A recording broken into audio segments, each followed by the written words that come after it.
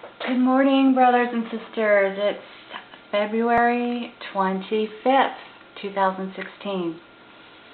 I saw these articles, one late last night, actually both of them late last night, and they kind of made me start thinking what this is all about. So in Jerusalem Post, the Saudis are pulling their money from Lebanon, and they believe it's a sign that the country is lost to Hezbollah.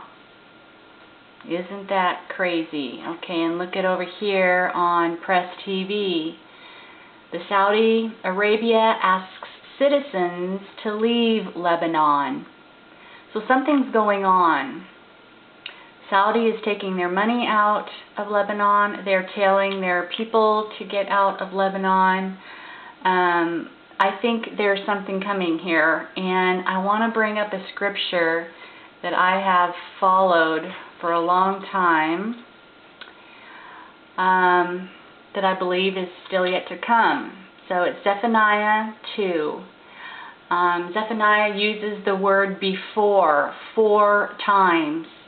So I think we pretty much know it's before the great and terrible day of the Lord, because Zephaniah says, before the decree bring forth, before the day pass as a chaff, before the fierce anger of the Lord come upon you, before the day of the Lord's anger come upon you. So 4 times Zephaniah uses that word before. So I'm pretty much thinking that this is to happen before the great and terrible day of the Lord. So if you come down further in Zephaniah 2, seek ye the Lord, all ye meek of the earth, which have wrought his judgment. Seek righteousness, seek meekness.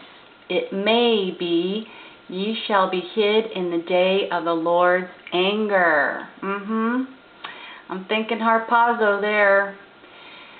So then it goes on, and Zephaniah is talking about the judgment of the Philistines. That's Gaza, Ashkelon, Ashdod, and Ekron. Yes, some of those are definitely in Israel.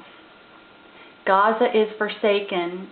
Ashkelon is a desolation. They drive out Ashdod at the noonday, and Ekron shall be rooted up. And it goes on to talk about the Philistines, which I think is Hamas. And then after that, in Zephaniah 2:8, it goes on to talk about the judgments against Moab and Ammon, southwest Jordan, where we have Al-Qaeda, I think the West Bank, and the Sunni terrorists are all included in there.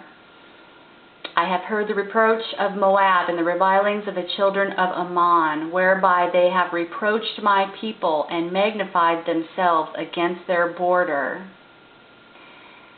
Therefore, as I live, saith the Lord of hosts, the God of Israel, surely Moab shall be as Sodom, and the children of Ammon as Gomorrah, even the breeding of the nettles and the salt pits, in a perpetual desolation. The residue of my people shall spoil them, and the remnant of my people shall possess them. This shall they have for their pride, because they have reproached and magnified themselves against the people of the Lord of hosts. The Lord will be terrible unto them, for he will famish all their gods of the earth, and men shall worship him, every one from his place, even all the isles of the heathen. So, all of these things are judgments against those areas, and it's clear Zephaniah was saying before the great and terrible day of the Lord.